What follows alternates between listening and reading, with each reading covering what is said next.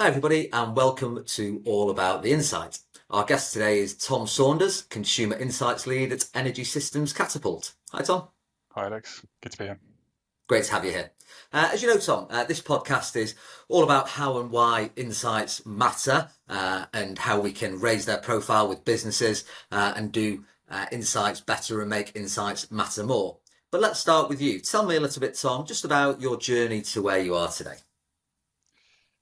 Yeah, so I guess my background is in occupational psychology, I should say up front. So that's been my kind of focus overall in my career. But I've had a number of different experiences across kind of multiple sectors, really. And ultimately, they've kind of led me to Energy Systems Catapult, which is obviously within the energy sector. And as you mentioned, I'm kind of consumer insight lead with a particular focus on the low income and vulnerable consumers, which is kind of where most of our work is focused. Yeah, absolutely. And you mentioned that kind of psychological background. I actually did a psychology degree many years ago, but tell me a little bit about that and how that might have benefited you in terms of insights and what you currently do today.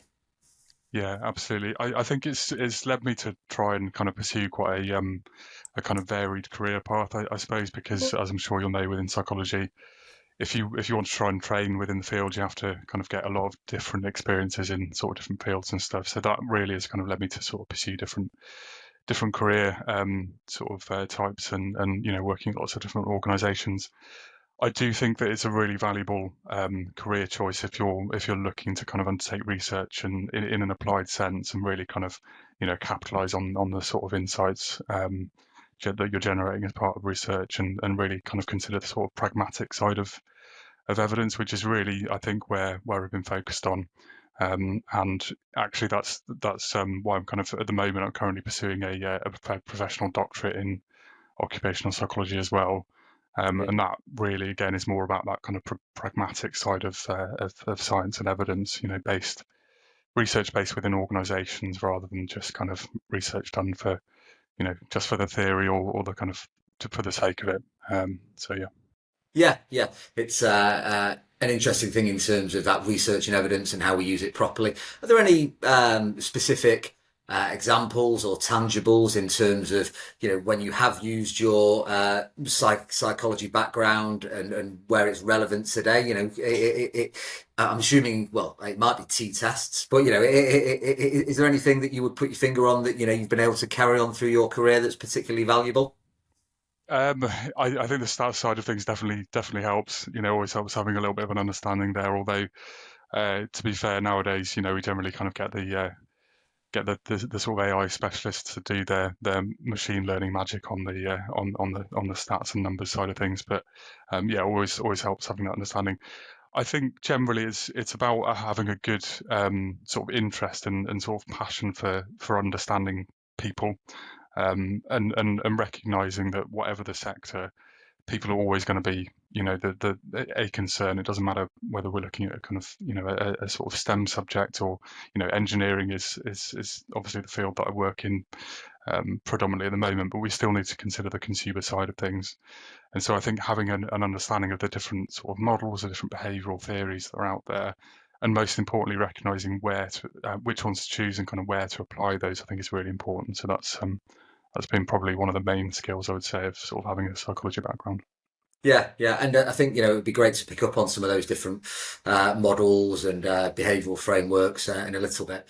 Let's just kind of recap though in terms of exactly what your current role is at Energy Systems and the kind of current insight setup and scenario there. Tell us a little bit about that.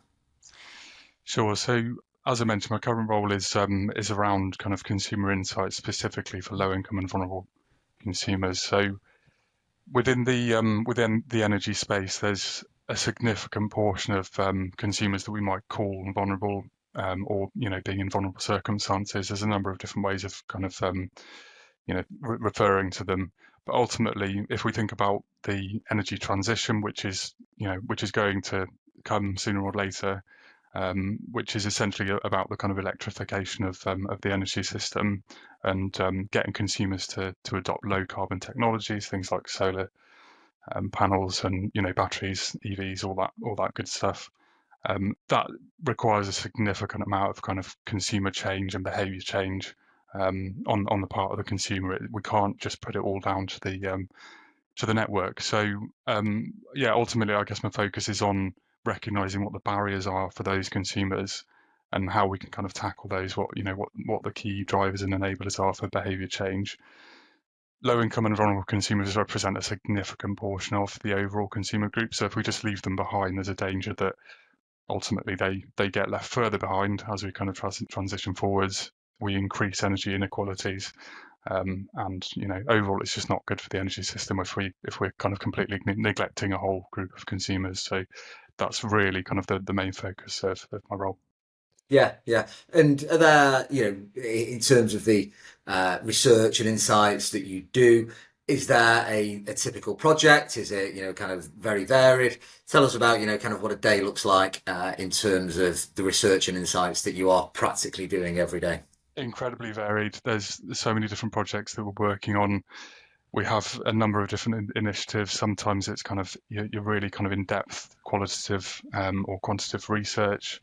We work with a lot with innovators as well. So these are your kind of small to medium-sized enterprises that are working really to try and disrupt the market and bring about kind of change for the better. And we work with them to ensure that they're meeting some of the needs of varied types of consumers, again, including the vulnerable consumers.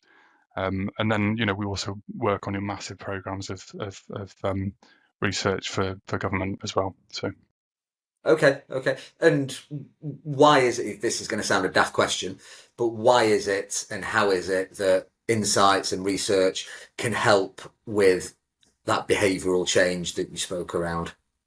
I think, as you'll know very well, human behaviour is very, very complicated, and understanding it is certainly a challenge, and that's kind of borne out through all of the different organisations that we work with. A lot of the innovators that we have on board, they don't have a great understanding of human behaviour, so they might have the most fantastic product or service in the world that's going to help the energy system, or has the potential to help the energy system, and help us towards the transition. But ultimately, if they're not thinking about the consumer because they don't have the resources, the capability, the know-how, then they're not going to, that product or service isn't going to kind of come to fruition. So we when we think about the kind of research and insights, it's really about kind of supporting those kinds of organisations, and also equally supporting government to understand how consumers might react to certain kinds of policies, certain kinds of regulation,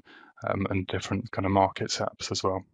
And how do you know, that all makes perfect sense. How do you know when insights have been successful for your clients? What does it look and feel like for both you, but also your clients?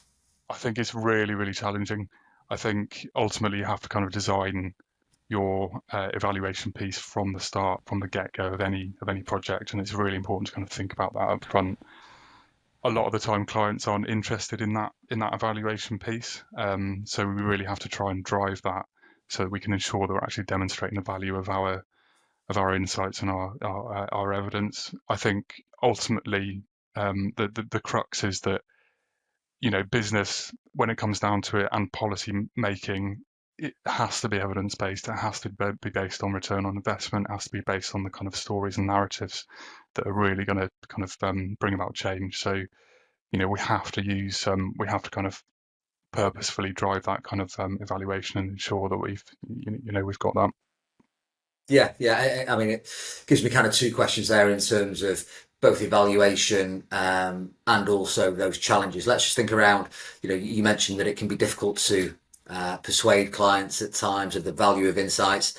How, I'm your client, I'm saying we don't need this, the product's good enough on its own. How do you go about convincing a client to invest in insights? It's a great question, and again, it's a really difficult one. I think it's something that we come up against every day. Is just trying to sell the value of our work and our insights.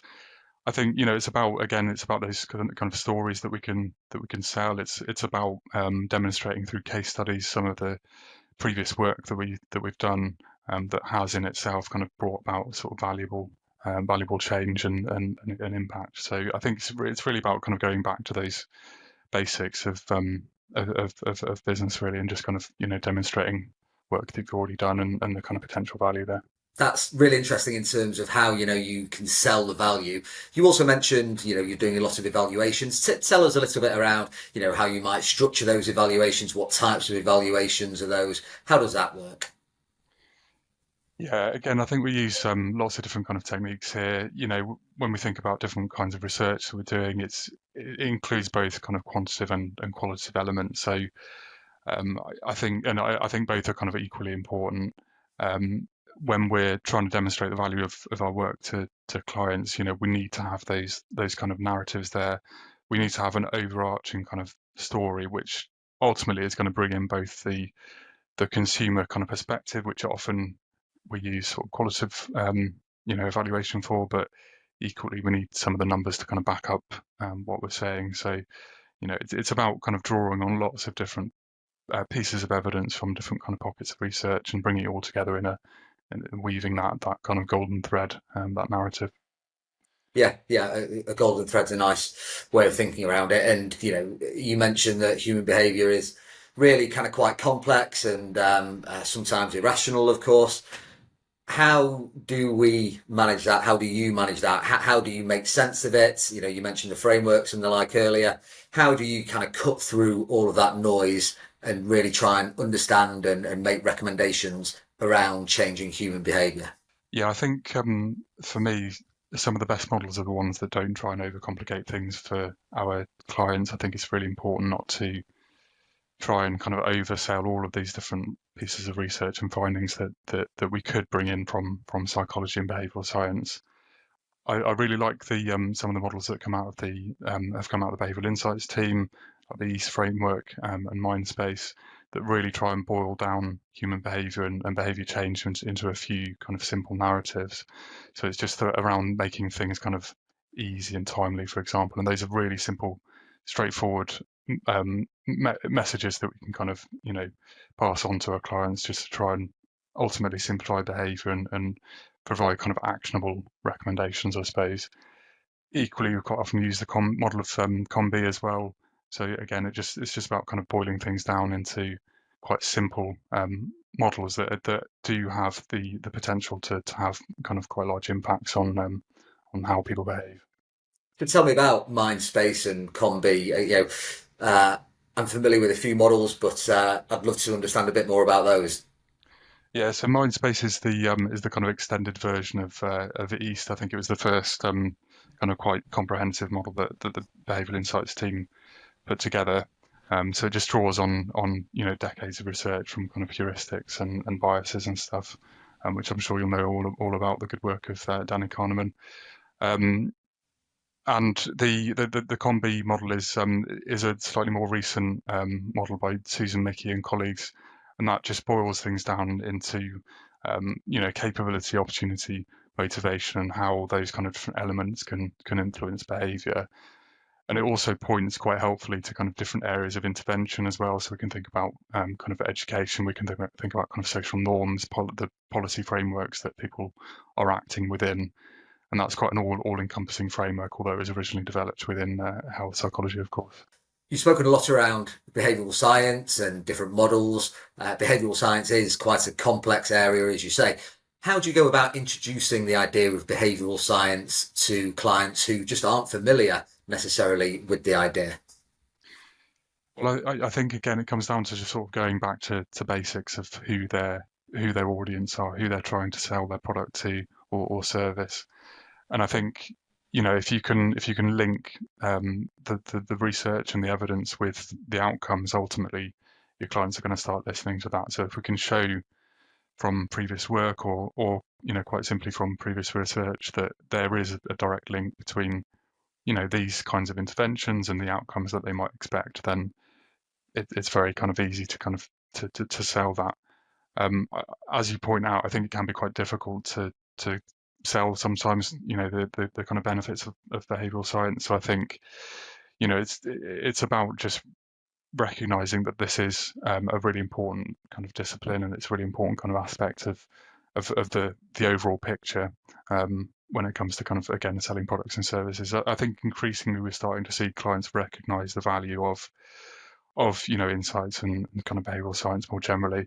I think it's becoming kind of more a part of the general kind of zeitgeist. But yeah, still work to be done. Yeah, yeah, of course. So you've managed to do a project with a client, you've run it with them, with the consumers, you've introduced behavioural science. Thinking around the back end then of a project in terms of then embedding insights. Tell me a little bit about that in terms of how you go around embedding and sharing and disseminating the insights that you found. Yeah, I think there's a few different kind of ways that we can look at this. I think it very much depends on the project and the impact that we're trying to have. Always we're trying to consider the next steps within our programs and projects of work. So we're thinking about, what are the calls to action and who we're trying to influence here. Is it government that we're trying to influence? Is it the consumer? Is it, innovators and so on? And obviously there's going to be different calls to action for those different kind of players. What we try and do is just look at the kind of underlying messages here and try and draw on links between, the current piece of research that we've done or program and what previous evidence is out there, and try and draw together this kind of narrative that we can portray, and ultimately I think, think about the impact that we're trying to have for different clients and different groups. Yeah, so almost a kind of triangulation and understanding that wider context. Can you think of any particular occasions, when you have managed to particularly nail something? Was it just a debrief that did it? Was it a different format? Was it, something a bit left field in terms of how you got the message across to a client? Um, I'm just trying to bring in a project example here, but it might. Sorry, again, good place to cut. I think it might. It's probably more around the kind of the evaluation piece generally, rather Okay. than kind of the approach Okay. to sort of like Yeah. yeah. Yeah. Okay. Cool. No worries. No worries. Okay. Fine. So my next question would be around any of the different challenges. So you've told us about kind of introducing behavioural science. You've told us about getting them to understand the value of research. Before I ask the question, are there any other challenges that you would think around and have to deal with in terms of landing insights or getting projects done and Uh, dusted? uh,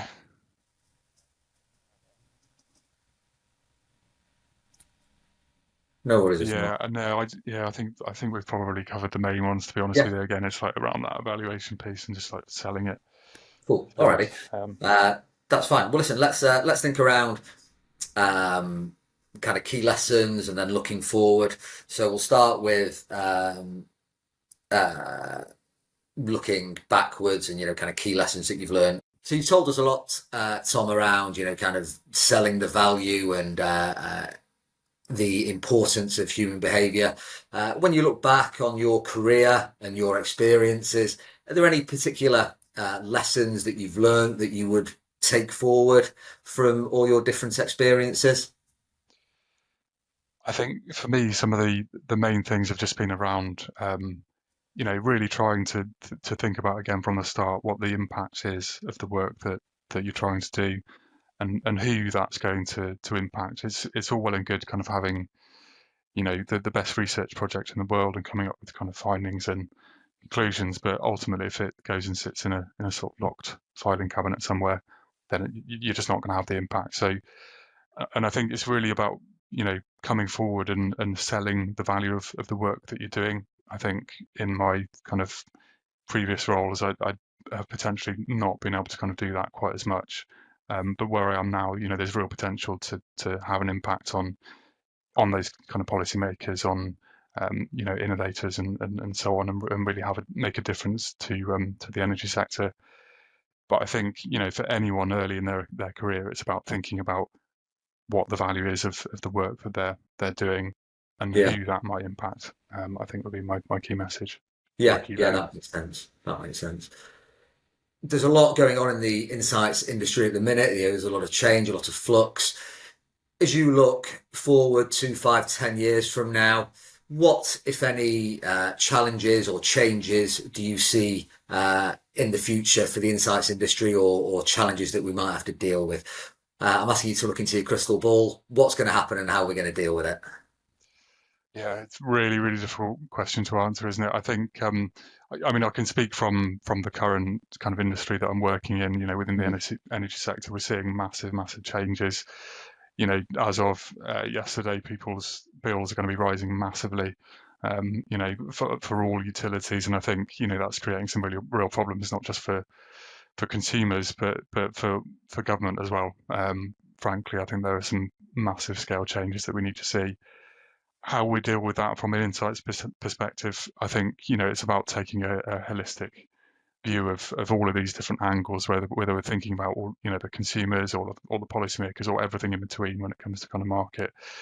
And I think really that is a big challenge for insights in general, and kind of applying them and making sure that they're kind of valuable is looking across all of those different stakeholders, all of those different kind of elements and perspectives, and bringing it all together.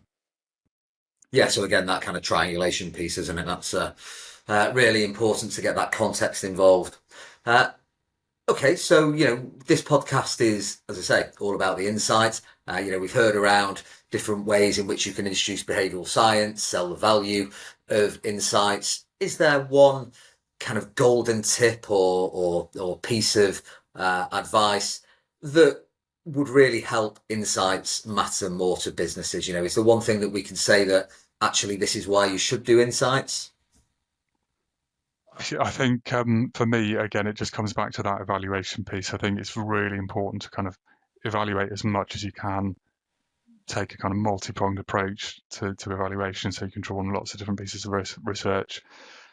And ultimately, that's going to enable those kind of return on investment calculations, which is going to affect the bottom line, and that's going to kind of really persuade businesses, and also policymakers to kind of to make changes. Yeah, the bottom line, the ROI is always a critical thing to consider. Tom, that has been really interesting in terms of some of the experience that you've got and how you've carried it across your different career facets. So just remains for me to say thank you very much for your time, and I'll speak to you soon. Thanks, Alex.